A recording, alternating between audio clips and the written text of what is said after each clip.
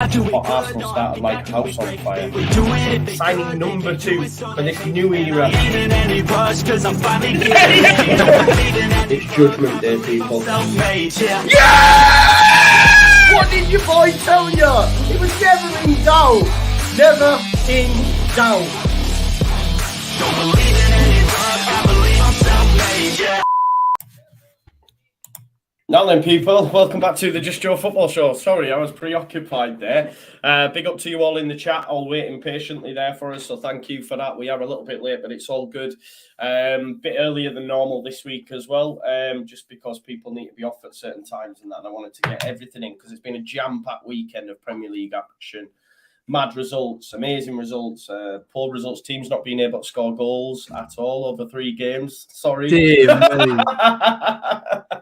Tell me about it. Don't worry, mate. If you're saying it, I feel it. So yeah.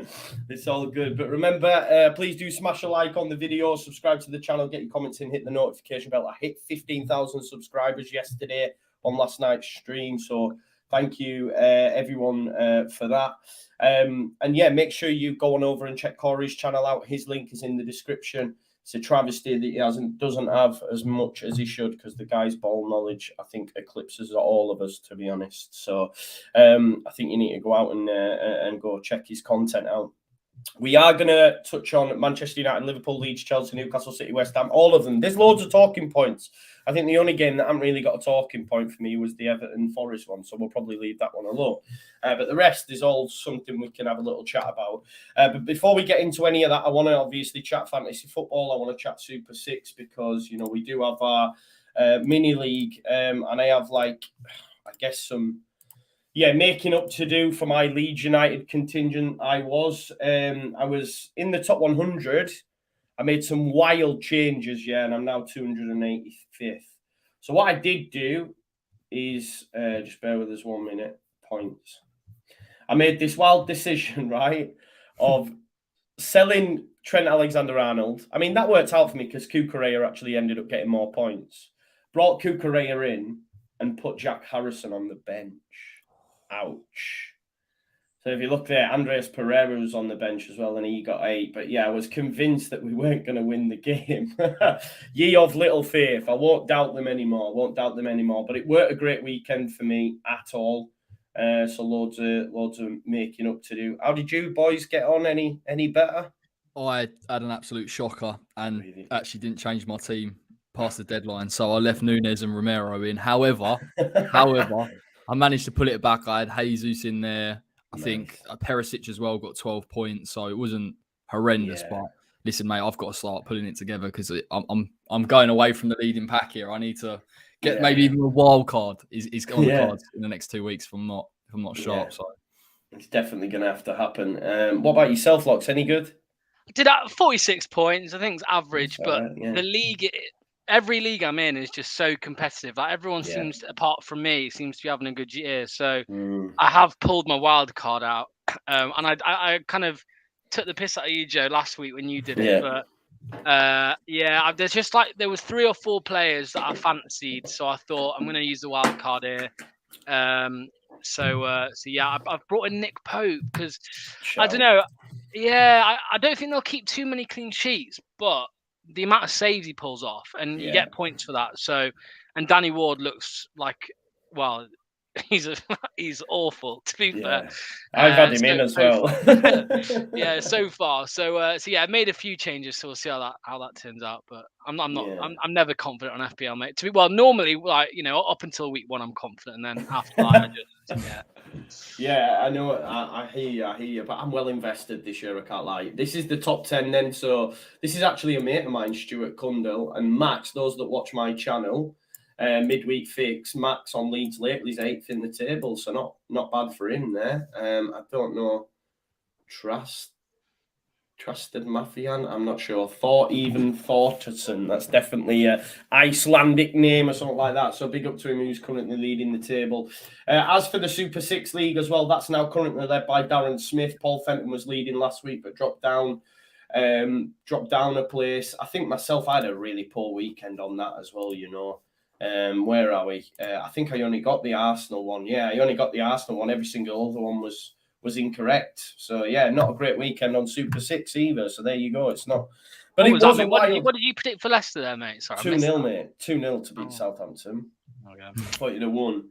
I had Forest to beat Everton, Leeds to lose to Chelsea, Liverpool to batter Man United 4-0, and obviously that didn't happen. And that's where we're going to start. First of all, we'll start with the game that was Monday Night Football. Manchester United 2, Liverpool 1. Corey, I think for me, Ten Hag should have done this from the start of the season. And what I mean by that is swinging the axe. You know, he dropped Maguire. He dropped Ronaldo. Played his new signings, not just Martinez, but Malacia. I thought Malacia and Martinez were exceptional yesterday. Yep. I mean, Salah, although he scored, he didn't really get sniffed, did he? And neither did Diaz. So I think it was a great performance. And is that sign of things to come for Manchester United under Ten Hag? Yeah, it's interesting what you said about the change in personnel. I think it really helped the shape, to be honest. It's probably the most intense I've seen Manchester United off the ball. And even on the ball, it seemed like they had a clear game plan. And people will say, well, it's effectively counter-attacking against Liverpool. You know, you watch it. Ten Hag has managed really to put Klopp under serious pressure to the point where I don't actually think he thought he'd have to play that deep. And I think it highlighted some of the frailties in that defence. Van Dijk, obviously, for the first goal, Trent Alexander-Arnold consistently. And I was interested that Ten Hag was able to do that, but equally that Klopp wasn't able to adapt to it. And you look at Liverpool's midfield, it was so weak. And I didn't realise he had so little options to rely on. Yeah. Man United deserve a heck of a lot of credit. I think defensively as well, you know, they've been under some stick. And me in particular, I'm not going to sit here and say I saw it coming because I had absolutely no clue that they had it in them. But they were dropping deep. I think Sancho and Elanga were working really hard out of possession to protect them. So it was a really narrow back four, but it did the job. And Liverpool creatively, you look at Bobby Firmino, who in the past couple of years, you'd argue, drops into that 10 and maybe can link the play. He honestly didn't, because ultimately players like McTominay were still working hard. So they were good value for it. Like you say, I think they need to persist with that lineup, if I'm honest. And maybe Maguire's a bit of a slightly different story, but I think if you're talking about Ronaldo and a player that's going to try and stretch teams and get in behind and play off the shoulder, I don't think you can do that. And listen, I think Ten Hag made the right call. But I was shocked at what I was watching. I couldn't believe it. Great goal from Sancho, by the way. Marcus Rashford, it probably should be pulled up on because we had a discussion a couple of weeks ago about his form. And it's not on you. No. I said he was washed though, didn't I? I said he was finished. But it was so interesting to see him as a player for the first 10, 20 minutes. He was obviously given a game plan, play off the shoulder of Van Dijk and Gomez and see if you can get yourself into the game. And by the end of the game, he's committing players. He's beating them 1v1. I haven't seen Rashford do that for a year or so. So it is encouraging if you're a Manchester United fan, and it's a complete shock. But I think Liverpool have got quite a few issues. I didn't realise the drop-off would be such that when you've got injuries, and I think they're going to have to dip back into the market for a midfielder somewhere because something's not quite right. Yeah, I think you're bang on the money, mate. It was quite shocking, Locks, just seeing their bench. I don't know if you've... I'm actually gonna get it up, but honestly, I can't lie to you. I think Leeds United have a better bench than Liverpool currently. Like, it is really, really poor. I think Corey's bang on the money when you look at the actual issues with the squad depth. And you know, I do sample a lot of content, and I've heard a lot of them say like how Liverpool were aware of this though. You know, Thiago's never fit. Kate has always got problems. You've then got Curtis Jones, who's not available. Oxlade-Chamberlain not available. So don't get me wrong, they are going through it in terms of options. But their bench last night, I mean, Clark, Davis, Phillips, Tsimikas, Van der Berg, Fabinho, Carvalho, and Bajcetic. I don't even know who that is. Do you know what I mean? So it's like there's literally unknowns on the bench, and they surely have to do some business, right? It's weird. I remember watching. I really don't like the lad, but is it Sonny? LFC Sonny? Remember him? Yeah. I remember watching a video. Disappeared actually, hasn't he? Yeah, but I remember watching a video like at the very end of last season, and I remember him saying, and not just him, a load of Liverpool fans obviously saying that they need to dip into the market for a centre midfielder, and I'm just surprised that they haven't. I know that there's been Tielemans was linked at one point, and obviously Bellingham, you know, for a big name in there, a big price, but. Yeah, I am surprised what they do for a Gini Wijnaldum now at Liverpool. Yeah, you know, true. he you know, they would need him. So, yeah, I'm not massively surprised about the result last night. I mean, as I've probably said to you two, I actually I did predict a 2-1 for United, and I think I remember 4-1 at home. You know.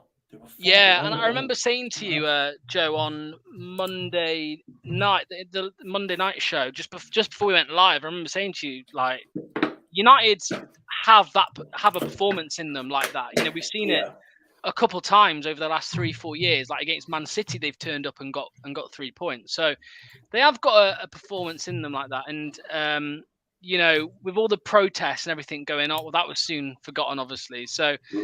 Yeah, I'm not massively surprised by the result, just because of how poor they were last week. I thought that they would bounce back in some way, shape, or form. I thought they'd give a good account of themselves, and obviously they did that. So, but I don't, you know, I'm not buying all this. You know, Man United are back and Rashford. No. I saw a comment in there. They're playing Southampton, aren't they? Next, You know, I'd probably expect Southampton to get something from that game. Yeah, see, I'm not too confident. I think we might see a little bit of a renaissance for a bit. I'm not saying they're going to, you know, be back to where they are, but I think Casemiro in there, if they do, I think they're going to end up overpaying for this Anthony. 80 million's being touted about. I think that's wild, but we'll wait and see. Oscar, you've just joined us, mate. I just caught a bit of your stream. I hope you're doing well. Talk to me. I tell you what, actually, Oscar, you were bang on the money. I was doing the stream and you mentioned about them needing to bring Fabinho on because they were getting overrun. And the second goal actually came from like a breakdown, didn't it, from Henderson? And like there was always just like a 3-on-2 on the back line. But what's going on with Van Dijk? Because do you know what? I very rarely watch the Big Six live, but last night I had to stay up to watch it. And I didn't realise this was a common thing. But they were calling him Van Disney, and I put this on Twitter, and someone went, how do you not know about it? And I was like, I didn't realise. Van Delegate is the best one. But the defending for that goal, that Sancho goal, was terrible. I don't really know what he was trying to do. I think the whole move was just like, I think the whole back four is at fault for the first goal, and you don't often see that, but the whole back four should do better with it. But I still think Liverpool's main problem, not just yesterday and the whole season, has been the midfields, really, at the end of the day. I think without Thiago in it or Fabinho, it's a very average midfield. Let's be honest. You're looking at several different teams. I think Leicester, I'd probably argue Leicester have got a better midfield than Liverpool without Thiago and Fabinho. You know, I think you didn't make a strong case of stuff like that. And not just Leicester, you know, probably half the league it's probably got a better midfield when those two are out. And obviously, Fabinho doesn't get injured very often, but Thiago's out at least one every 2 or 3 games. So it's a big problem for them. And I think if Liverpool don't sign a midfielder, then I can't see how they're going to push for the title, to be honest with you. I think if they sort that out, I think they'll probably be back to their usual levels, to be honest. I think the whole problem is they can't keep the ball, they can't defend off the ball in midfield, and it's just lacking quality in every single sense. I'm not really sure what it's bringing to the table at this moment in time. Obviously, Jimmy Milner, we all love Jimmy Milner, but at 36, 37, should he be starting for a team pushing for the title? Jordan Henderson's had a very, very, very sharp decline in the last sort of 6 to 7 months.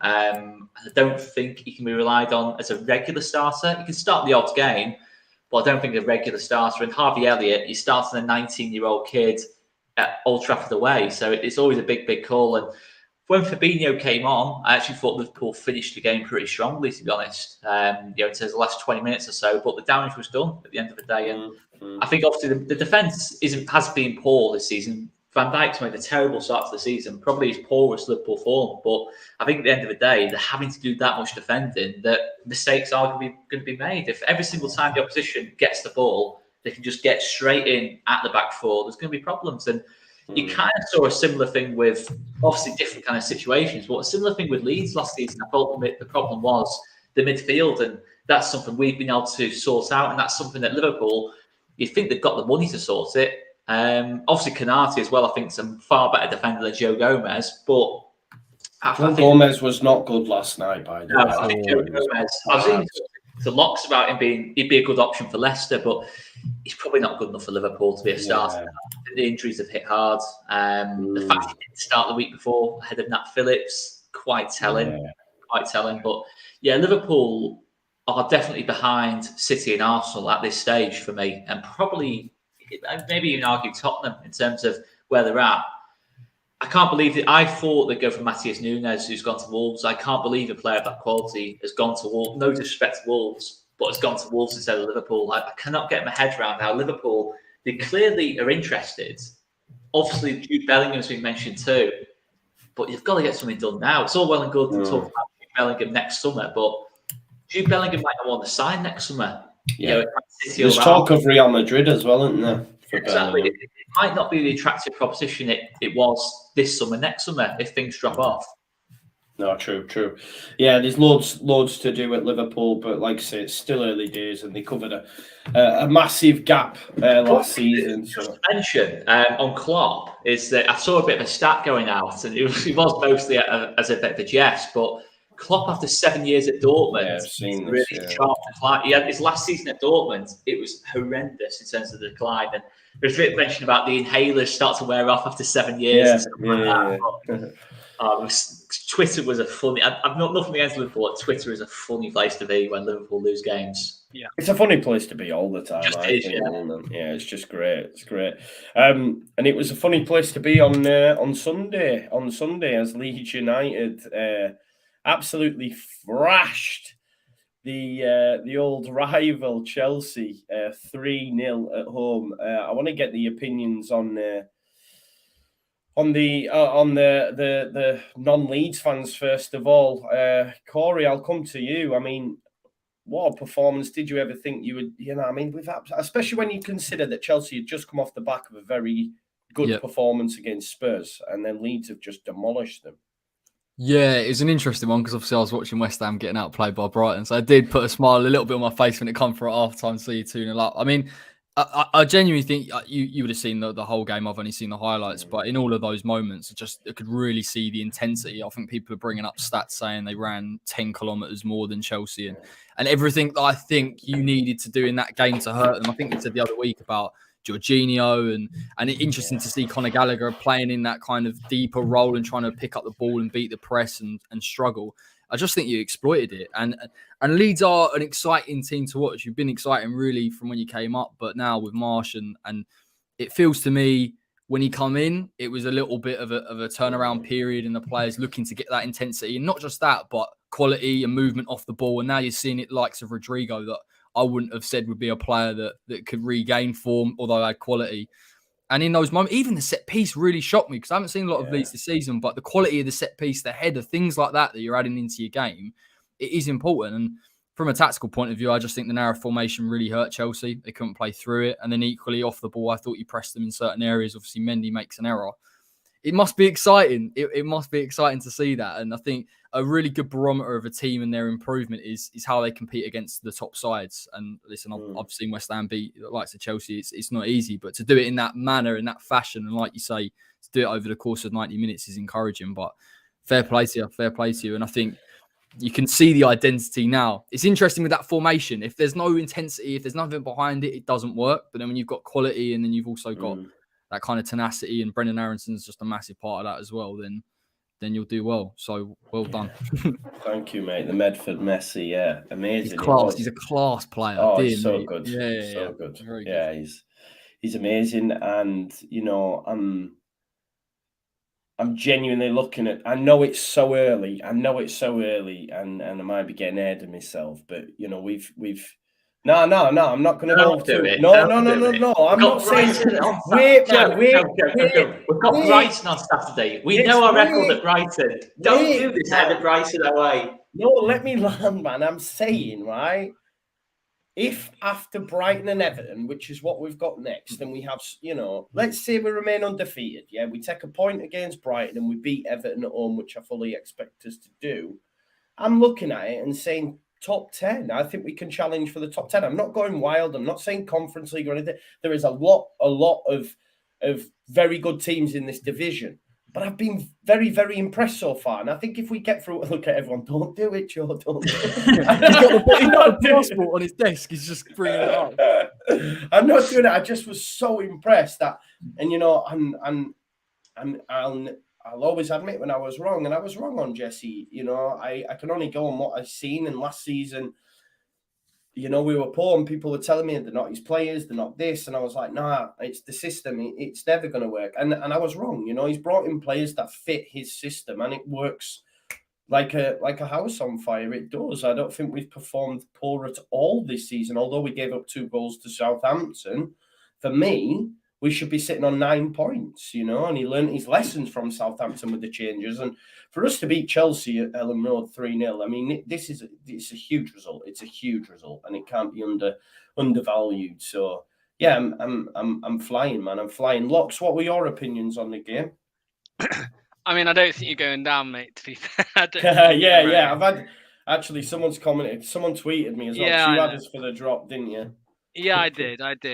And to be fair, obviously, I mean, Aronson is sensational. I remember in the before the season started when we did the predictions, I heard you mention him. I was like, who's this guy? Like, you know, never before Leeds. I'll hold my hands up. Never heard of him. And I thought, oh, you know, Jesse Marsh bringing in, because he's American, isn't he? Bringing in American and you know all this. But no, it works. And you know, I think as long as you stay fit, mate, I don't see why that top 10 can't happen. To be fair, what you're saying, how you've started the season, and you know, you just outfought Chelsea, and you know, deserve the 3 points. So yeah, I'll hold my hands up. I was wrong. You're not going to get relegated. And some comments in there which, you know, I can't help but laugh at. But like right now, yeah, you can see them finishing above Leicester. I've seen a few people say it. So yeah, I'd be pretty happy with, you know, if I was a Leeds fan too. Yeah, man, amazing. A guy that goes so unsung as well for me is Tyler Adams. Genuinely, the guy, I nicked it off someone who put it on my video, but someone said about the N'Golo Kante stuff. So someone had called him the N'Golo Yankee. So I was like, I'm having that. I put it on Twitter. I thought it was quite good, but for me, the guy's so underrated. He's my favourite player. He's my favourite player at the minute at the club, genuinely, so quickly. Yeah, he's just there all the time. Do you know what I mean? And it's quite interesting that Corey mentioned Conor Gallagher, because he was so poor, so poor. I get he was being played out of position and not his ideal role, if you like, but they just didn't give either of them two a minute's peace, really. It was amazing and so sad. I don't know if you've seen Tuchel's comments afterward. He said it was nothing to do with Leeds. It was all, you know, our errors. We were the better team. Like, what? I mean, it must have been that long drive he had up. I don't know if you've seen that comment. He tried to blame it on the bus journey, even though none of the players were on the bus. Like, what are you going on about? It must be a German thing, I think, because him and Klopp are very good at it, aren't they? Let's be honest, it must be a German. I'll tell you what as well, mate. I loved Jesse Marsh's comments before the game about Tuchel, and the Chelsea fans online, mate, getting proper rattled by it. Yeah.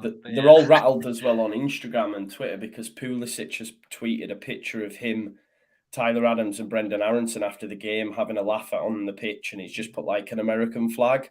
So obviously all the Chelsea fans are like going wild. You know what it's like, them top 6 fans, they're a different breed. Nah, man, I'd hate that though. I'd hate that. Oh, you know, yeah, I hear it, bro. I hear it. I get it. Yeah. Why are you laughing? We've just been beat. I get it. Yeah. But you know what? I was actually quite. I know, because when Jesse Marsh come in, there was a bit of a stigma around him being American and could he do it? And I know it's easy to say now with results, but even his personality, I think, on the sideline, it just kind of, I don't know, it just fits really with the style of play. Again, with the fans that were going nuts. Like some of the scenes we're seeing at Ellen Road were just crazy. And it just kind of, I like he's got that edge about him, even before the game when he's talking about Tuchel and whether he's on the bench or not. And he's like, should he be on the bench? He's fighting against that a little bit from a reputational point of view. So well done to him, to be honest. Yeah, big up. Thank you for that. Oscar, come on then, son. Give us your eulogy. Try not to be too long though, eh?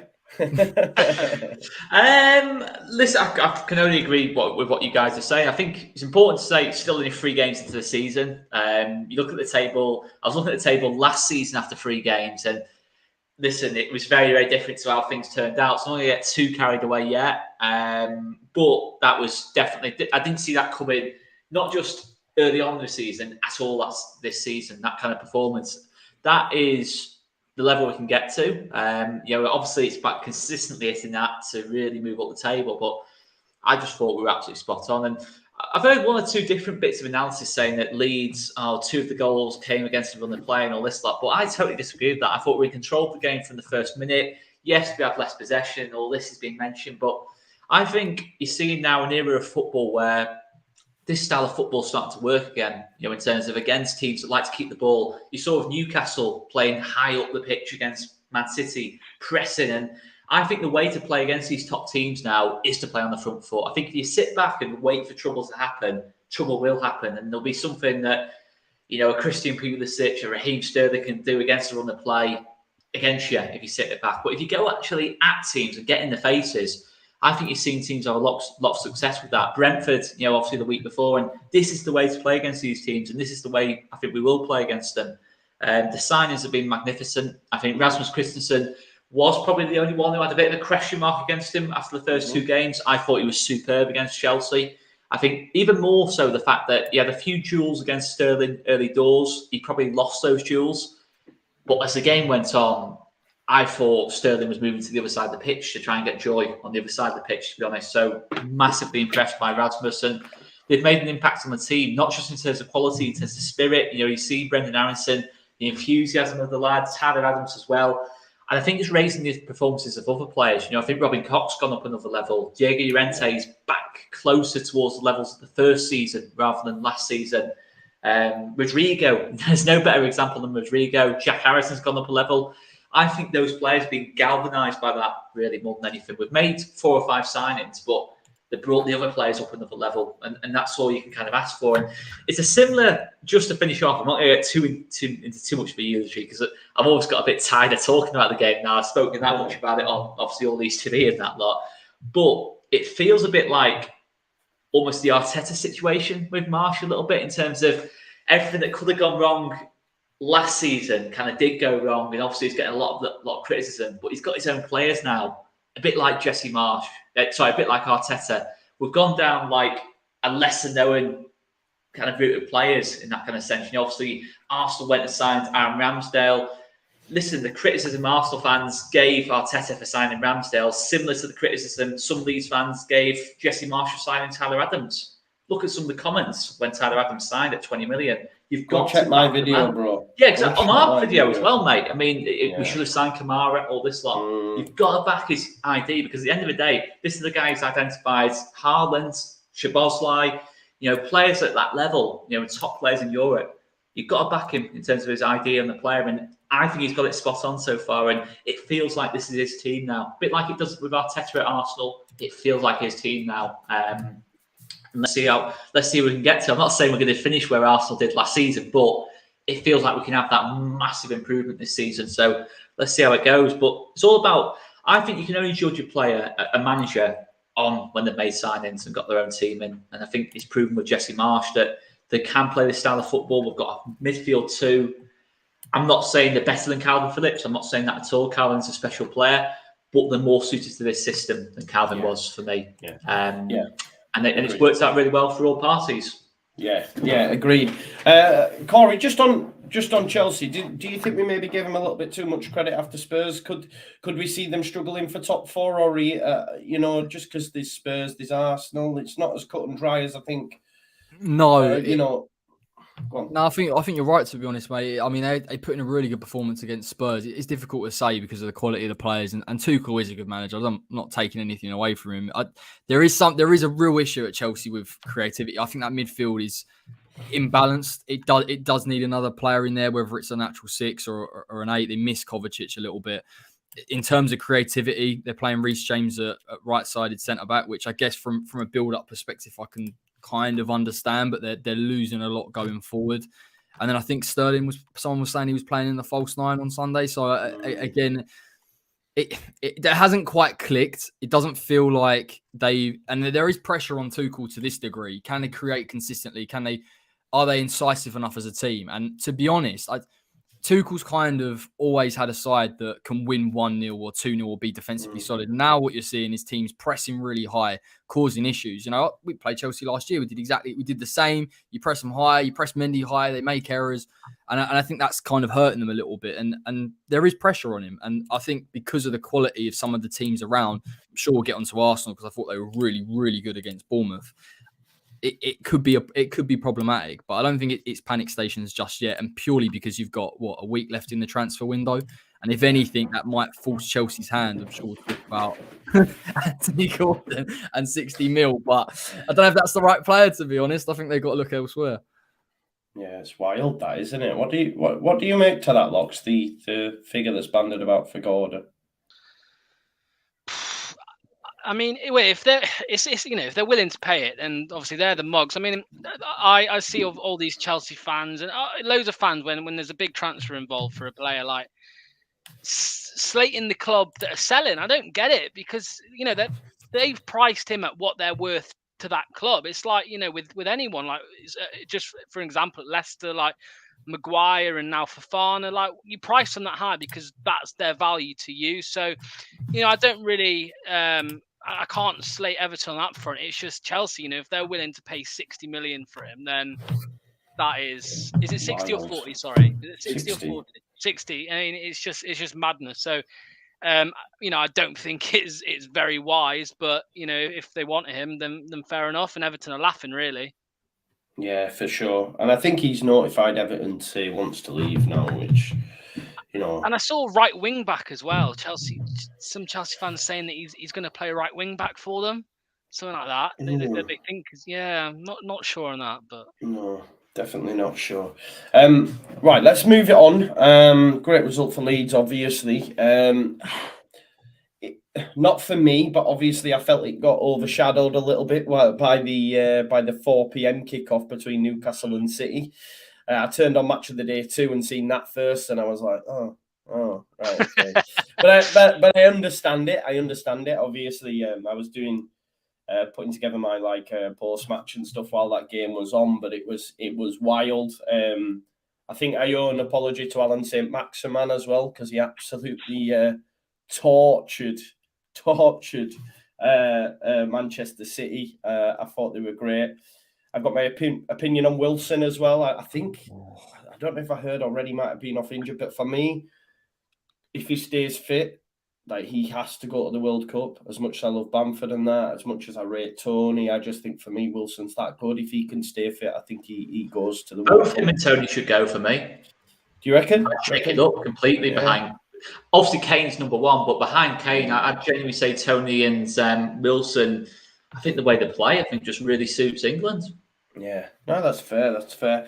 And it was nice to see Almiron get a goal as well, obviously, considering Jack Grealish's comments before. Yeah, I mean, what a game, Oscar. It was amazing, wasn't it, Paul?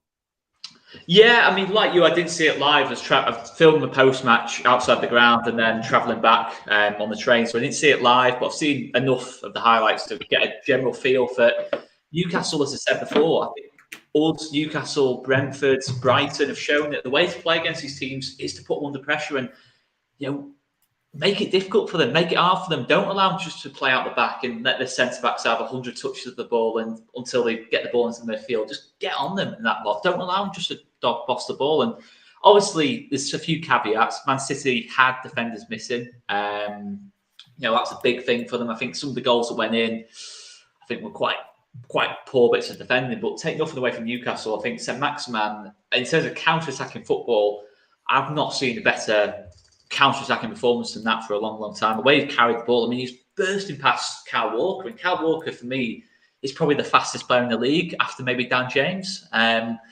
Phenomenal speed on Kyle Walker. And the fact that we're causing him so many problems kind of summed it up for me, really. And Eddie Howe as well, fair play to him. He's setting up Newcastle superbly in these kind of games. And I think they are probably the best of the rest. I think it was West Ham, but I think now Newcastle, in terms of if there is going to be a team to surprise us all and get into that top six, I don't think there will be. But if there is going to be one, I think Newcastle are probably the favourites now. I mean, Guimaraes as well, really good player. Joe Linton, fair play to Joe Linton. I mean, he's totally turned his career around and he's probably one of their best players now for me, Joe Linton. And And it's just top coaching again. Eddie Howe saw the potential to play him as a midfielder rather than a striker, and you've seen the performances there. But in terms of the game itself, I mean, Haaland, what a difference he makes to City. They probably lose that game last season because they don't have that ruthless edge to get back in. Even at 3-1 down, I'm looking at it thinking Kevin De Bruyne, Haaland, Bernardo Silva. You've got, in Haaland and De Bruyne, you've got two ruthless players there who, no matter what, City are always in a game. You know, you saw the De Bruyne passes has been out of a joke. Yeah, it takes a bit of deflection, but it's a joke to even see the pass, to be honest. And Haaland, he had an effort with his right foot just before was Haaland the equaliser or to make it 3-2? One, I think. Yeah, but he had a chance just before that at 3-1, which he just, I won't swear, but the way Pope makes a superb save off him on his weaker foot as well. And I'm thinking, he's just unstoppable, the man. He's just unstoppable. He could get 40 goals this season, Haaland.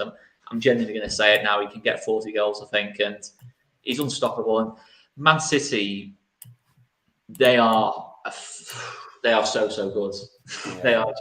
They've now gone to a level now where I think they're probably as good as they're ever going to be in terms of if they don't win the Champions League with this team they put together, then they're not going to win it for me. Yeah, agreed, mate. I mean, Corey, I was going to come to you next, mate. And obviously you're a massive fan of St. Maximin, and you've been telling me for a long time. And he hammered Walker, didn't he? He hammered him. Mate, I think Eddie Howe's done a really good job with Alan St. Maximin, to be honest. Look, he's had a fantastic game. He is inconsistent. You can't deny that. But in terms of a player that can carry the ball and beat players at speed, he can be virtually unstoppable. It's not just Alan St. Maximin in isolation that really impressed me. I think once he gets on the ball, the players that Newcastle commit into the box, they bank on the fact that they're going to get a chance. And I think this season, Oscar touched on it earlier, we're seeing teams come up with game plans, being more ambitious against some of these top sides. And obviously they got the goal. Callum Wilson's finish, by the way, was a joke. The touch and the finish is a serious joke. And Callum Wilson is a very well-rounded centre forward that probably doesn't get the credit he deserves because of the injuries, but he is a fantastic player. And he could be pushing for England if he was able to get a run of games and you could bank on him. But yeah, no. And Alan St. Maximin is what he is. And I think a lot of credit's got to go to Eddie Howe because I know he's had players come in and Bruno Guimaraes is a fantastic sign and all of this. But actually, you're seeing how good a coach he is. And yeah, I think Oscar's right. They're definitely pushing for seventh. They're up there now. I mean, you look at them, the momentum's a massive thing. So good luck to them, I guess. Yeah. For sure. Locks, I mean, do you think at Newcastle 3-1 up at home, do you think they should be disappointed? Or I don't think Newcastle fans would be. I mean, to still get a point against City is amazing anyway, considering how good they are at the time. But it was just really refreshing to see, someone have a proper go at and win it. And Trippier's free kick as well was beautiful.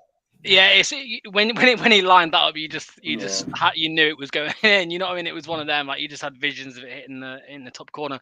I think in the game when Man City scored the second and they equalised, obviously you're going to be disappointed. But looking back on it after the game and before the game as well, you can't complain with.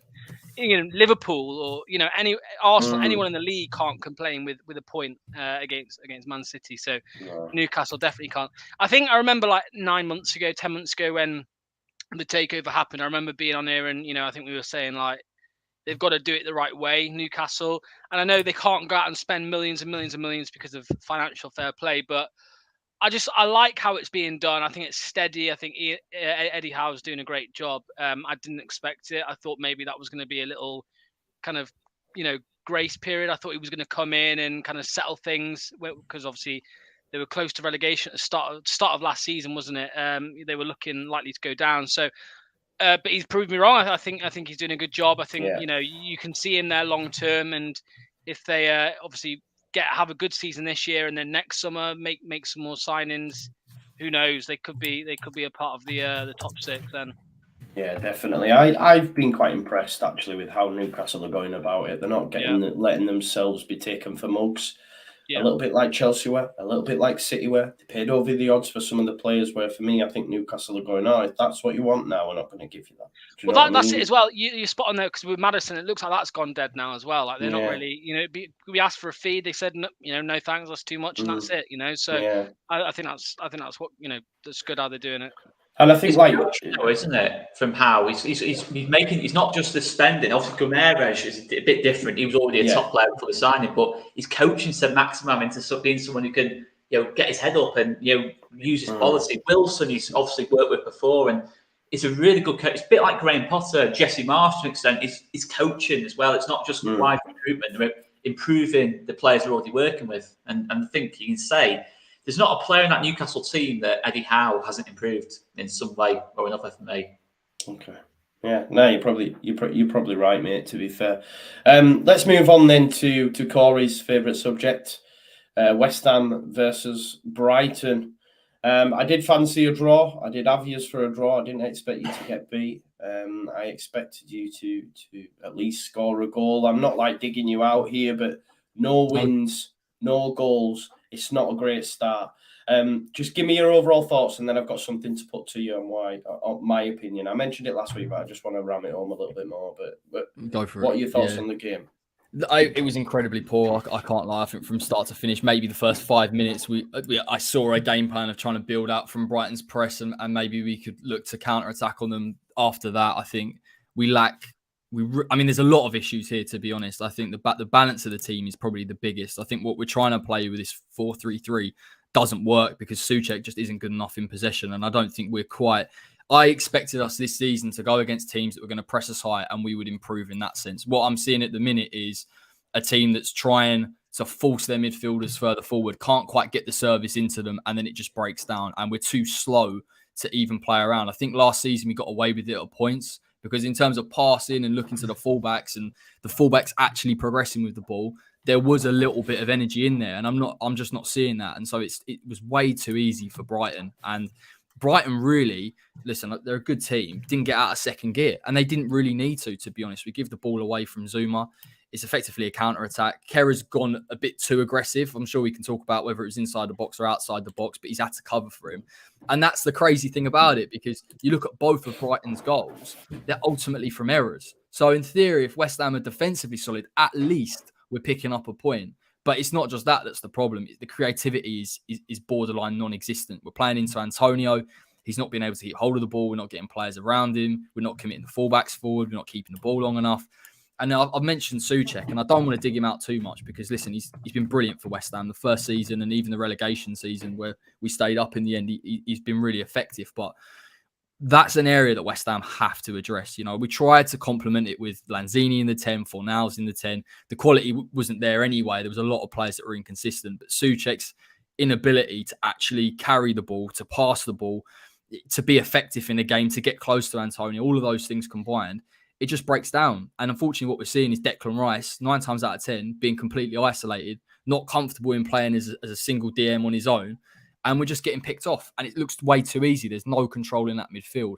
And creatively, I said it, we barely had a chance in the game, to be honest. I think maybe from a corner, Scamacca comes on, and it's almost like you're trying to change up the deck a little bit. Maybe he drops deep, links the play, nothing. So I think, to be honest, there were a lot of poor performances in there. Fitness is another thing. But also, I think tactically, I don't think it was good enough. And I think Potter had us, unfortunately. They did a job on us. It's not nice to see, but we got bigger problems. And I know we've just signed Emerson at left back, but even for me, it's still not answering the questions that we need to answer. So, yeah, I am feeling, obviously, we are rock bottom and no points and no goals. It's a big concern. So, even with 3 games. And Harmony's just put a great point in here. And this was my question for you, mate. We mentioned it last week, but obviously Scamacca doesn't start again, right? And then there seems to be a real... I guess you could call it stubbornness, like Harmony said, but a real persistent with the same players. And is there a case that, do you think now that potentially managers have worked you out just because of the regularity with the same personnel, the same expectation week in, week out, when probably you should be throwing in Scamacca? Will he start Emerson? Do you see what I'm saying? Do you understand why? Are West Ham fans on match day looking at the lineup and going, "Oh, for fuck's sake, why are we still playing Antonio there?" or whatever? What are your thoughts on that? Yeah, he made a comment after the game, I think it was, and he said there's some players that aren't fit and ready to go and not adapted to the Premier League. And obviously Cornet's played a season in the Prem. So it was a little bit disconcerting to see it from that point. To be honest, I just feel that you might have hit on it. This team's played a lot of games over 2-3 years. Partly teams will suss West Ham out. I do think we need to change that. And like I say, Leeds beat us last year. Again, pressed us really high. Couldn't deal with that. Arsenal did exactly the same. Brighton do it. We still can't deal with it. So there's a part of me that's like, this team isn't actually progressing where we need to go. There's another part of me that thinks, actually, you do need to change it and you do need to switch it up a little bit. And Scamacca gives us a different look. It is literally, and I know it sounds really basic, but it is those energy levels. I don't understand why we don't look sharp. You know, even last season, we've had games where we've edged it 1-0 and I could come out of it like Wolves and go, we weren't great. We didn't do brilliantly, but at the end of the day, we still got a result. Now I'm looking at us thinking, there's just a lack of sharpness. It's from a lot of, I mean, Declan had one of his poorest games I think I've seen in a long, long time. So it's his interview was bad as well, mate. I don't know if you saw that. His interview, I thought, came across really, really like uncommitted and had a little bit of a pop at the fans, didn't he? Well, yeah, he was. What was he saying that he didn't like? I mean, it wasn't good. If I was a West Ham fan looking at that, I think the tone. Yeah. It's not the words so much; it's the tone of it. Just you've lost 2-0 at home to Brighton. You've on no points after 3 games. It didn't sound like that. No, yeah. You know the clip in its entirety, I could take on the chin because he was kind of saying we've set that expectation, we've got to meet it. But I agree with you in that I didn't like it when he said, "Well, we're not Man City, so we're not going to win every game." And I was a bit sort of taken aback by that. I was thinking, yeah, okay, and this goes down the same route of West Ham have punched above their weight for 2 years, but to the same token, we deserve to be there because of the results and the performances that we had. So you can't take that away. We miss Mark Noble. We missed Mark Noble. I don't know. I'm not sure how he was keeping that team together or what he was saying, but we almost need a person like that to get. And you got to remember, Deck's still young. He's 23 years of age. I don't expect him to come out and be a fully fledged captain, and he has done well, but he does need that little bit of guidance from someone like Mark Noble. So as novel as it sounds, if he can just get back from his holiday and turn up in the dressing room soon, then hopefully we'll be able to sort things out. But I think it's a bit deeper. I do think it's deeper. Moyes has come out and said it's a transitional period. We brought 7 players in. It is a big turnover from what the squad was. But listen, they did a job on us. I can't say anything. They deserve to win. We were poor and we have to beat Aston Villa. There's no excuses. Is that who you've got on the weekend? Yeah. Yeah, and they're obviously in horrendous form as well, and that'll be an interesting one. But to be honest, I said it before the Brighton game. You've got to arrest the slide a little bit. You have to win. You have to at least get the players to believe behind something. I thought Viborg was going to be that. It clearly isn't. So we'll see. But it's not. Listen, I am a bit worried. You know, it's not. Yeah. It's not great. He's signing the guy from, is it Bruges as well? Is he coming in, is he? Well, we'll see. Even that, I mean, we're not going to pay the money that they want. Obviously, he's their captain and they want a certain amount before they let him with a week left to go. Even the profile of that, I don't like. You know, I don't mind another number 10, but I'm looking at Souček thinking I need a 6 or an 8 or I need somewhere between the two. Like, that's exactly what we need. I thought more when Moyes was after a player like that, I thought maybe for depth, but genuinely now I'm thinking, we have to help Declan Rice here because I don't think he's looking isolated. Souček's struggling. Even if it gives it a refresh and you say to Souček, look, sit out a couple of games, bring someone in for competition, and then hopefully you regain some form. But we can't play against Villa like this. I mean, I know they're in poor form, but they'll look at that and they'll isolate it. So yeah. Thilo Kehrer as well. I think he said last week, I didn't like that signing. You know, seeing him in France, I think he's more of a fullback than a centre back, but he was dodgy in France as well, playing in a brilliant PSG team, and he was getting skinned week in, week out. You know, when he did play, kind of thing. And I didn't personally. I thought that went against kind of what West Ham been building. You know, I think you look at maybe like Nathan Collins going to Wolves. I thought that was probably more what West Ham needed. You know, a solid penalty box defender, the type of defenders Moyes likes. You know, kind of like 6 foot plus. I'm not convinced on Kehrer. I think that's one where I can see him moving to right back at some point pretty soon, to be honest. Cool. Right, okay. Did Bowen show up yet? Has he actually played all this season? I'd love to be able to get him into the game. It's not quite. That's the thing. I'm very cautious of saying Bowen's horrendous because people go drop him. He's out of form. He barely gets the ball. He's not getting any service here. You know, we're not getting him into any area that he's looking dangerous. That's something Moyes needs to sort out quick. And it could be the case of Scamacca comes in. And I'm almost hoping that if Antonio is still looking poor after Villa or even at half time, he makes that change very, very quickly. Because I think the more we can get Scamacca in this team and the more that we can look to link up play around him, then the better we'll be. But it's a big tactical change that needs to come. I don't like the balance of the team at the minute. You know, it's sort of caught between we want to get on the ball and we want to be progressive versus but we also still want to sit slightly deeper and counter attack. And it's almost like that horrible stage where it's just not clicking at all. No, well, hopefully it comes good, mate. You've got to beat Villa. You've got to beat them. I mean, they were losing away at Bolton. They're now drawing, but I'm just going to quickly read you their lineup. Right, this is against Bolton. Martinez, Young, Chambers, Mings, Luca Dean, Douglas Luiz, Kamara, McGinn, Watkins, Ings, and Coutinho. My man's got strong because he knows he's in trouble. He's in trouble. A bit of a mad one. We will touch on Palace Villa a little bit later on, but let's do Spurs Wolves now. I'll come to not Corey. I've just let him have to go through all that again. We'll go to Oscar. Obviously, Harry Kane, a record breaker, most goals in the Premier League for a single club, beating Sergio Aguero. I tell you what, I'm going to ask you this because I was really impressed with Perisic. You can see. I mean, he was able to dig. I think Matt Hayes mentioned it on Twitter as well, and I said it at the time. So I did the game on the channel. Like, he was just getting crosses out that he had no right to get, and they were finding bodies. But do you think Spurs should be a little bit worried about how they're starting games? Because every game that I've watched of Spurs, Chelsea and against Wolves, I thought the first half they've been gash. Should they be worried about that? Because they could find a situation where they're playing someone and they get blown out of sight. Yeah, potentially. I think, if you talk about... Listen, I think what's blowing everything up in this league is the fact Liverpool have started the season so badly, and all of a sudden there's a chance that other teams might be able to push for that top two.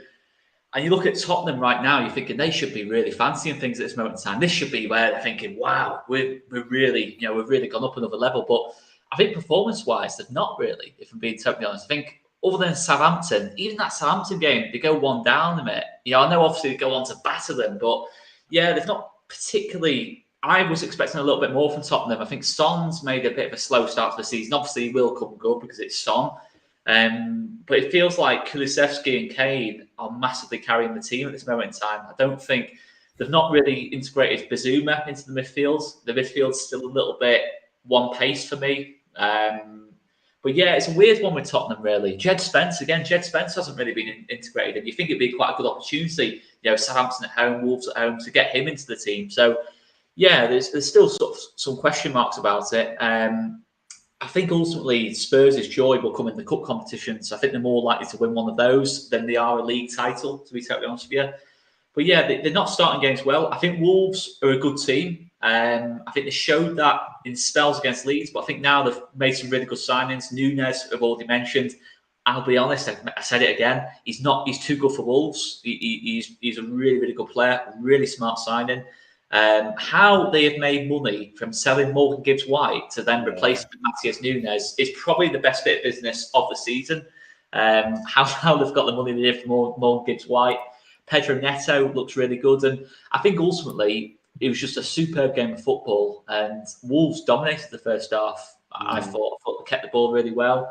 That midfield looks really nice. And Guedes and Nunez both had a good debut, I felt. Yeah, Guedes, really nice signing. And I think they got the goals in the team. And I think as they play lesser opposition, they've had quite a tough start to the season fixture-wise, they will pick up again. And we definitely played them at the right time, I think so. Yeah, I think so. I think they've definitely improved since the squad-wise have improved. And I like the back two as well. I know Collins was at fault for the goal, but Collins and Kilman, I think, is a really nice centre-back pairing, to be honest. And Ait-Nouri as well, I think, is a really good left-back. So Wolves will give a lot of teams good games this season. But Tottenham, ultimately, I think the mentality is probably the main thing that stood out with them so far. I think in the past, they wouldn't have won that game against Wolves. They'd have bottled it in the first half and been 1 or 2 goals behind. I think Conte's definitely got that about them. There's a fire about them. I think you saw that against Chelsea, but they've still got a lot of work to do to keep up with City, Arsenal, and Liverpool. For me, I still feel like that's going to be the top 3, but they'll do enough to get top 4, though. Definitely, for sure. We will do Arsenal next. It's pulling away from Chelsea and Man United for me. Yeah, definitely. Before we do that, I just want to say I'm noticing there's a lot of different comments from loads of different fans tonight. We've got over 400 people in the chat as well, which is absolutely amazing. So I want to thank you all for showing the support. I've been noticing over the last few videos, I'm getting a lot of different fans from different clubs. So I want to thank you all for doing that. While you are here, please do smash a like on the stream. Get the like smashed, and also subscribe to the other lads' channels as well that are in the description. All right, like that West Ham fan, make sure you're following Corey. So get on over and do that. So yeah, great to see so many good numbers. So thank you so much for the support. Right, I've got a question I had to Starlogs. This is for you. So we're going to talk about Arsenal with you, bro. Obviously, I know Oscar just mentioned Neto, but I think he might be on his way to Arsenal, I think. And JDB asked earlier, he's a regular commentator, he said apparently we've agreed terms with your boy Yuri Tillemans. What are your thoughts on that? Is his time at Leicester going to be done? And what do you think he brings to Arsenal? Does he improve them? Well, I'm surprised they're excited about it, because Mikel Arteta clearly isn't, because they've had all window to sign him and they haven't done it. And we're not even asking for a lot of money. So if you want to be excited about that, fair enough. I think I don't think I've seen a bigger drop off in a player at Leicester in the last 12 months. To be fair, that it has been a massive drop off, and whether that's his head being elsewhere. If that is it, then obviously he's clearly unprofessional, because he's clearly, if that's what it is. And I don't know, it's even when he comes, because Tillemans, his obviously his main attribute, his best attribute, has always been his passing, and even that has just been, it's been atrocious, really. I think that's being kind. He didn't start the game. We'll talk about it soon, but he didn't start the game. He came on and had a shocker. So he is the last person that Leicester fans are actually worried about now leaving, because we've already accepted he's going at some point, whether it's now in January or next summer. So yeah, hardball. Yeah, mate, he's got 1 year left on his contract, so you can have him for 5 million if you want. I ain't really bothered. I think the thing is though, like watching, I think certainly two and a half out of the 3 Arsenal games, Xhaka is playing the best football of his career at this moment. I don't think he'll get in. There's no way.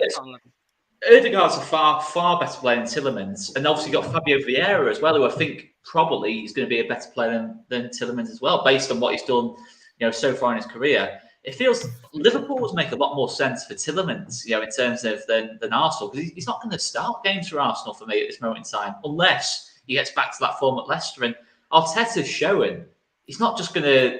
It's all about attitude, and if as Locke is saying, it just feels to me like he'll just be a bench option for the Europa League. Mostly, and then the odd league game. Well, yeah, I mean, he won't be a player for the League Cup though, because he's cup tied now. He's playing right now, so you can't have him in that competition. But yeah, I ain't bothered. You all three, how obsessed I was with Yuri. I used to have a photo up here of him and everything. 2 years ago, that FA Cup winning goal. I've got to thank him and admire him for what he's done for us. But the last 6 months just shows that, his head isn't here. And any player, I don't care if even Jamie Vardy, if you're playing for Leicester or any club, and as soon as you're tempted away, your head drops, and and that's it. Your performances drop. I ain't going to support you, mate, because you're clearly not giving your all for the club. So. But yeah, we'll get on to we've sort of digressed. It's my fault for bringing up the Tielemans stuff. It is my fault. It is. But let's talk about Arsenal locks. Obviously, immense again. Jesus, boys, I'm gonna ask you all anyway. Actually, is Jesus the signing of the summer? Yes. 100%. Yeah. Is it too early to say that? He's transformative, I think's the word for Arsenal. Arsenal are a different level. I'm sure we'll get into it. I know they're Bournemouth, and I do appreciate the quality of the opposition that they're playing against, but Arsenal dominated. Like, they were absolutely outstanding. And I think last season, you've seen them where they've had patches in games where perhaps they've looked creative and they look good and you can understand it. But it's just the fluidity. It's just how comfortable they are under pressure. They can play through you. Again, they're getting Saka in even more advanced positions. Xhaka's got. And he's not been great yet, has he? And if Saka turns up and starts getting goals, I mean, Odegaard's been fantastic. The big thing for me is how comfortable Arsenal look on the ball all across the pitch. Everywhere they are, whether it's under pressure in their own third, even the centre back Saliba coming in is. I wouldn't argue he's a fantastic passer of the ball, but he's athletic enough. He can play in that high line and. They've always got options, Arsenal. And I think once they get past that, you've then got Jesus, Martinelli, Odegaard. It's a problem. And even when they lose the ball, they're regaining it within, 3-4 seconds? It's a joke. Yeah. Like, you can't get the ball off them.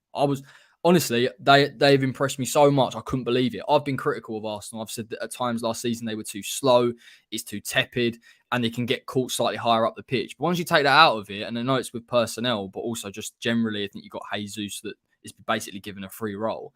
They are looking like a top side. So I think they deserve a lot of credit. And if you bring in Tielemans, you've got Fabio Vieira to come in, you've actually got genuine options in centre midfield as well. So yeah, I was shocked. I know they've been given a lot of hype, but I didn't expect them to be that good. How good was Jesus for that goal as well, man? Like, I've not seen that from him. The way he bullied the centre back, and these centre backs are nearly double his size as well, and he just put him on the deck. Went on a little maze up and they got the ball across. Joe, even the offside goal, look at it's not only him off the ball, but it's his composure when he's in the box. And that was levelled at him when he was at Man City. He missed too many chances. City created so many chances. How is he not scoring? And I'm looking at him Arsenal and I'm thinking, when he got into that offside position in the end, I was thinking, he'll probably score this, to be honest. And he just dinks it over him. I'm like, he's an unbelievable player. Dear me. I was going to say, Joe, mate, do you know Jesus is the most picked player in FPL of all time? Of all time, the most picked player of all time. It's ridiculous. It's, you know what? Because obviously the thing with Arsenal is, can they sustain it? Because obviously we know that they've got a bad run in them, and we've seen it time and time again. But have they now though? When they've brought in Eugene Chang, that's what I'm saying. Yeah. If they don't, mate, like from how maybe I'm going over the top. If they. They could push Man City all the way to the end of the season, all the way. How good they look. It's 3 games, I know, but, they just look like a completely different side. And they look the closest to Man City so far, obviously, ahead of anyone else. Go on, Oscar, what are your thoughts on Arsenal, mate? Sorry, mate. My only doubt on Arsenal is the big games. The big games for me, can they do it? We just need to see them in those games. Obviously, last season they got battered at Liverpool. They lost both games against Man City. Can they do it in those games? And I tell you what, if they can get results in those games, then they absolutely can push Man City all the way. For me, I really do believe that. They've got Fulham and Villa, right, and then they've got Man United. Then they've got Everton, Brentford, and then they've got Tottenham, Liverpool at the end of October. In theory, they've got a chance before Tottenham and Liverpool to possibly win 7 or 8 of the first 9 or 10 games. And that's going to put you, whether you like it or not, that's going to put you right up there and against those teams. That Tottenham and Liverpool spell will be where you'd really see how good this Arsenal team is. I've not seen Arsenal play anywhere near as well as this since Wenger left. I think with Gabriel Jesus as well, I think you've seen with him an example of where he's become the main man now almost. At Man City, he was with other great players, but I just love, personally for me, in terms of football I like to see, in terms of out of all the teams at this moment in time, I'd say Arsenal are the best team to watch kind of thing. Yeah, in terms of, I just love the way they play. They allow their attacking players freedom. And I think with Man City, that's the only difference for me. Man City is a bit more system-based and they score the same type of goals all the time. But with Arsenal, you get the sense that front four, Martinelli, Odegaard, Saka, Jesus, they link up so well, they make good subs. Zinchenko at the back. Think of how much we were creaming over Emile Smith-Rowe as well last season. The guy can't even get in the team. What an option to come off the bench. For 20 minutes to go. If you're chasing a game, you can slot in on the left, you can slot in for Odegaard. They've got options in the team. Obviously, Eddie Nketiah, I think, is a capable second striker for me. I think he'll get you. Maybe he doesn't have the all-round game of Jesus, but he will get you goals. He's obsessed with goals. But Jesus, for me, you watch him and you think he's not the best striker in the league. It's too early to say that. But he's definitely the best to watch. The most entertaining, the one that gets you off your seat the most. And what a signing! What a signing of Arsenal. For sure. I think they've been the standout. honestly, when we play them, it's going to be it's a tough game. That Let's right. Okay, I am conscious of time. I know people need to leave, so we'll try run through these as quick as possible. We're going to start. Well, we've got 4 to do. Oh no, we haven't. We got just some little talking points. I'll be quick on them. But we'll come to you, Locks, because I want to talk Leicester Saints. Are Leicester going down? Are you in a relegation scrap? And then we'll talk about Che Adams and his goals. The answer to both them questions depends on how long it is before they sack Rodgers, in my opinion. I think, mate, you won't go down. You've got James Maddison in your team. It's like Leeds with Rafinha last season. He'll produce enough moments for you, for me. He'll produce enough moments. There's no chance Leicester will go down. No, we won't go down. Of course we won't. But we could be close. Like, when I say close, I mean 15th and below. Like it could happen if a change isn't made. His position now is, in my opinion, is untenable. Like some players are coming out in post-match interviews and disagreeing with comments that he's made. So Johnny Evans, who's the new club captain since Casper left, he's disagreeing with some of the tactics even that we're setting up with for games. And once that happens, I can't see any way back. And that's just the small thing. The main thing is the fans. He's lost them, like 100%. I'd say, when I was on here at Christmas time last year. You did tell us, bro. You did tell us. Well, when I was on here, it was probably a 40, 60% Rodgers in, 40% Rodgers out. Now I'd say it's more like 80% of Leicester fans want him gone. And, no one's denying he's a good manager. He's a good coach. Of course he is. But we need a new voice. The players need a new voice, in my opinion. I think he's lost them. I know you will never know it, unless someone came out and said it. But it just seems that way. The players aren't really agreeing with how he has them playing, and obviously the mentality issue, which I've brought up before. It happened again. We went 1-0 up, and literally within 5 minutes, the game changes. We're sitting back, with 35, 40 minutes left of the game. We're sitting back and inviting Southampton to attack us, and it happened time and time again, and we've just we've capitulated. So I don't know if that's how he's coaching them. That when you go 1 up or 2 up in a game, you then switch, you change mentality and you go defensive. If that is how he's coaching them, that's completely the wrong way of, especially at home to Southampton. You can't be doing that.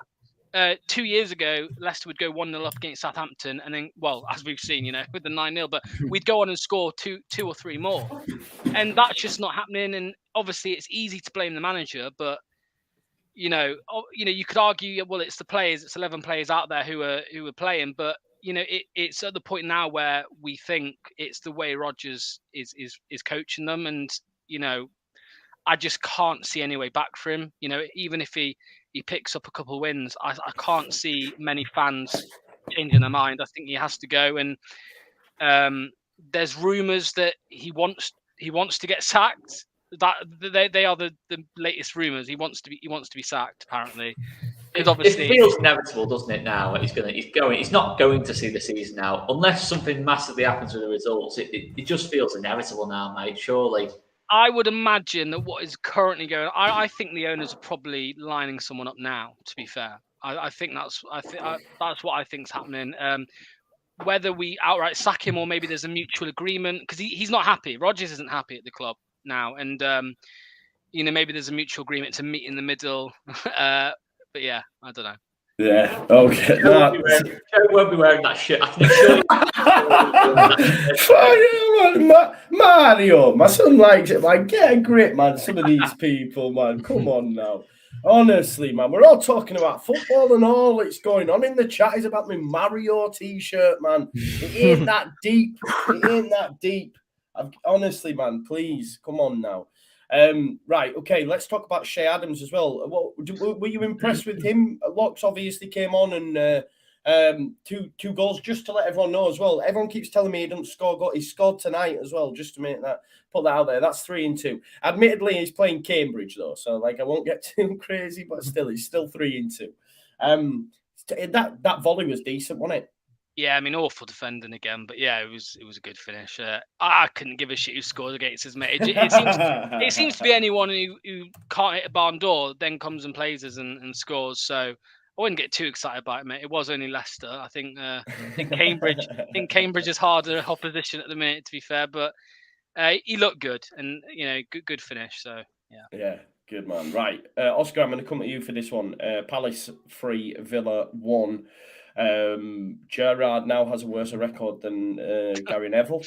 I feel like I have to mention this because I sort of did back him, and once said that I wouldn't mind him at Leeds, but it's not going well for him as well. And what I will say about Villa as well, which I think the deal's off now, but I don't get their business. I don't get them wanting to sign Ismail Assar. Yeah, because I can actually get that, No, I don't, because what they need bodies elsewhere. Like what I disagree. I think the recruitment's been poor. Don't get me wrong; they've got a lot of things wrong. I mean, in terms of I said about Kamara, I think Kamara was a good player, but they had Douglas Luiz there. Did they really need to do that one? But Sarr, I can see why they're going for, because they've got Buendia on one side, Coutinho on the other. They've got so many technical footballers who just want the ball to the feet and just all want to do the same things, and they almost get in each other's way, kind of thing. Obviously got Coutinho, Jacob Ramsey, Buendia, as I've mentioned, all really technical players, and they need something else. They need someone who's a bit of pace to stretch the pitch. And Leon Bailey always seems to get injured. I could understand the Sarr one, maybe not at the price. 25 mil sounds like a bit dear, but I agree in terms of all the other signings. In terms of the vast majority of players are going for, I'm thinking, really, do we need that? Yeah. I think with Villa, it's another one where I look at Gerrard. I don't think he's particularly popular with the Villa fan base at this moment in time, rightly or wrongly. But the biggest thing for me was when Gerrard, Champions League final, might seem a really silly thing to point out, but when Gerrard's going on there, you're Aston Villa manager, and he's talking about we when Liverpool are playing. I just think of that as a Leeds fan. I'm thinking, I don't know, it feels like a bit of a turning point now. It feels like ever since he did that, Villa fans have kind of seen a different side to Gerrard in that kind of sense. And Nah, I'm not having that. It's his shit managerial performances that are doing it, bro. He's been bad. He's been bad, man. I think people were behind him, in terms of at the start. Because he didn't start particularly well either. But it's kind of as last season finished, the fact he's going on there. I mean, would you be happy with that, Joe? If say if Gerrard's if he's winning football matches, I ain't. Yeah, exactly. No, it's exactly that. But it's not. Jesse Marsh did the press conference last week and said that he wanted to work with Pulisic if that's with the national side. I'm not sitting there going, well, why is he even talking about the American job and working with Pulisic? It doesn't really bother me. Yeah, but we're winning games, so. Well, there you go. Maybe if we were getting spanked, I'd be going, what's he saying that for? Yeah. I can see the thumbnail now.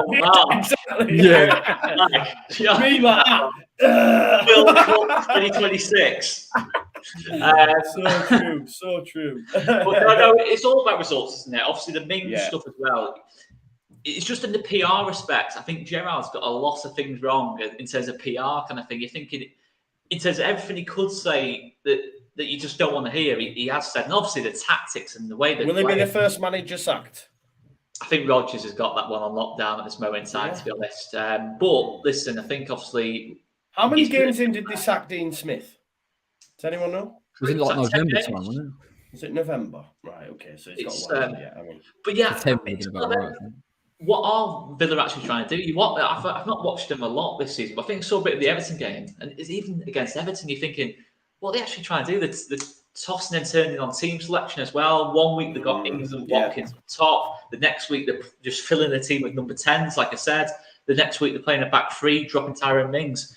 I just think it feels like with Gerrard, he's just trying to find the combination that works, kind of thing. There's no do you think as well, obviously, he hammers Mings in a sense, right? And then Carlos gets injured and Horse gets, and then he's like, oh shit, I've got to play him. Do you know what I mean? Like maybe he wouldn't have, had Carlos not been injured, maybe he wouldn't have had to go back to him. And I bet that hurt a little bit as well. And if there is stuff in the dressing room, it's bad for him as well, like behind the scenes, innit? Because he's then having to go back to him and go, oh, can you play again, Tyrone? Do you know what I mean? Yeah. Or am I...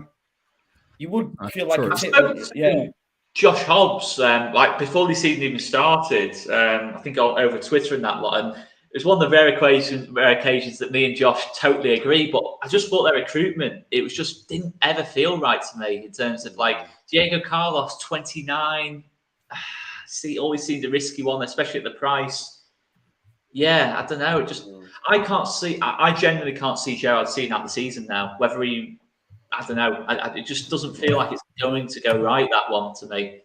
Yeah, definitely. Right. Okay. Last, I just want to ask you. We've got like 10 minutes, so let's just ask. Fulham 3, Brentford 2. Were we too quick? I think we all were maybe a little bit too quick to write Fulham off. I still say Bournemouth will be foot the table. I still stand by that. But I then said Fulham straight afterwards. However, I have been impressed with Silva's job. I think Mitrovic is playing really well. Already scored as many goals as he did the last time he was up. He looks like he's going to be a nightmare. And I really like Pereira as well, who they got from, is it Manchester? Did they get him from Manchester United, I think, was it? Andreas Pereira, I think. Corey, were we too quick to write him off? I know you backed them, actually, because you liked Silva, didn't you? You actually No, I was the opposite. I thought he'd get sacked by early Right, doors. okay. Yeah. I always felt that Silva was that manager that would come in, do well for a little period of time, and then it just inevitably tail off. I was impressed with the performance against Brentford, I've got to be honest. I thought tactically it was quite smart, actually. Andreas Pereira has really surprised me in terms of a range of passing. I don't know whether it was watching Manchester United with Ollie and it was counter-attacking football, and maybe I've missed it, but it was just really clever. And on Mitrovic, I know he gets a lot of stick because he tends to come up and people say, oh, he doesn't do this. But I thought when he came up with Scott Parker, he wasn't really playing to his strengths. He was looking to build up play slowly and playing in around him. Whereas I think Silva's obviously looked at him and thought, listen, if I can get him in the box and get him an opportunity and some space, he will hurt teams. And he's bullied defenders in the past 3 games where he's jumped on their back and won the header. It is a gorgeous goal. Like, that goal was sublime. And when you've got a player like that and you can provide him with service, it does give you a chance. But I think Fulham, for their point of view, Sampalinha as well, it feels a little bit more stable this time round coming up. It feels like they can build some momentum.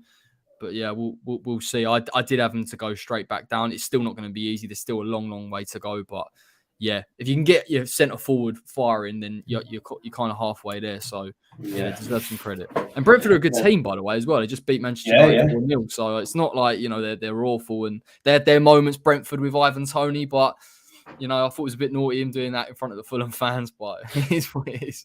Yeah, definitely. It was a great game. It was a great weekend of football. Yeah. And I did put a little poll out, who's the winners of the weekend? And I'm going to start doing this moving forward. So I'm going to ask you, my options were, obviously you can imagine who's won this on the poll, but I want to get your opinion. So my options were Jesus, just for his continued standout performances. Harry Kane being a record breaker, of course. Leeds United thumping Chelsea 3-0.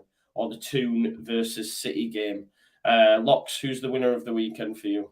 I'm going to go Leicester because Rodgers is going to get sacked. So. I'll go Leeds, mate. To be fair, nice. I'll go Leeds. What a performance, and keep surprising me. So yeah, man, good. You'll be reminded all the way throughout this season that you said we were going to get. I'm trying to claw my way back. Slowly.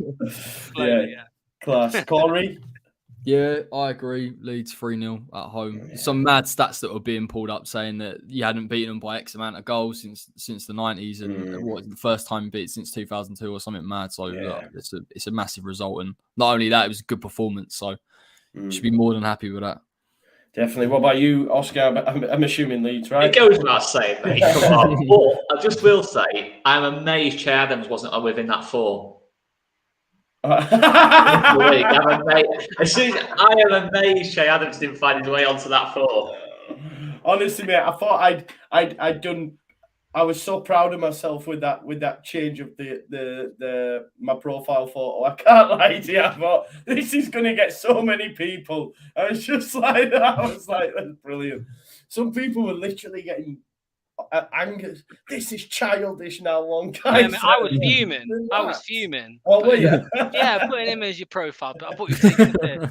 No, I wasn't taking it to say you, bro. No, not a chance. I know. Yeah, great stuff. Well, 91% of the vote went to Leeds United this week for the votes. Jesus got 5%, and Kane and Newcastle City game got 2%. So yeah, another great show. Thank you very much for everyone that's joined us. I thought I was doing a watch along tomorrow of Leeds versus Barnsley, but I'm under the impression that it might not be on in the world anywhere. Do you remember the Carabao Cup last season? They did that, right? I think they've done the same again. So maybe I'm seeing loads of Leicester. You can't get this Leicester game on anywhere. Yeah, it's mad, isn't it? Why do they do that? It's so stupid. I think it's I don't know. Is it to get fans in the ground for the lower league sides? I don't know. But didn't you have to buy it a couple of years? Wasn't it like £10 or something? It's like a tenner, mate. To watch that. During COVID, I think it was. Yeah. But now I think they've selected a few. Boltonville, I know Newcastle's on tomorrow, I think, against Tranmere, but it doesn't look. Although, actually, no. Leeds Barnsley's on Sky Sports Arena in Ireland, so probably be able to get a stream for that one. So we might have struck lucky there. There you go. So listen, thank you all for watching. We had some good numbers tonight, so I appreciate the love and support. Please go over to All Leeds TV, follow Oscar. Can I just say, we're one off 26,000, so I'd be absolutely buzzing if someone can make themselves our 26,000 subscriber. Be absolutely buzzing. Someone could do that for us. We are literally 25,999. So if someone can do us that for us, be absolutely mega. Amazing, now you're on 26, so that happened. Joe, did you just subscribe back? Joe just subscribed. I'll just unsubscribe again later on. No, I watched them. I do watch them, and I was watching a bit of the player ratings and that. It's all love. I had a guy comment on my video earlier on saying I need to go back. I don't think they'd have me, mate, to be fair. Anyway, it's all love. It's all love. Thank everyone for watching. If you are stuck for something to do, actually, now, the Leeds Lasses over on All Leeds TV is available now. So go on over and watch that. Check out Corey's channel and follow Locks on Twitter because he don't have a channel. I think Locks and Oscar should come together and do a F1 channel. Listen, if Locks wants to get on board, it's returning this week. I've been looking at it thinking, it's just time, mate. It's just so many games at this moment in time between now and the World Cup. Still the watch along like that. Listen, you did not want to hear the things I say. I'd be in jail if people heard this stuff I say about race engineers. Honestly. Right. On that note, we will leave it there. Thanks everyone for watching. I'll be live in the morning for a preview for the Carabao Cup game. I'm not sure what time yet, but get your notifications on so you don't miss it, and we'll see you in a bit. Thanks everyone.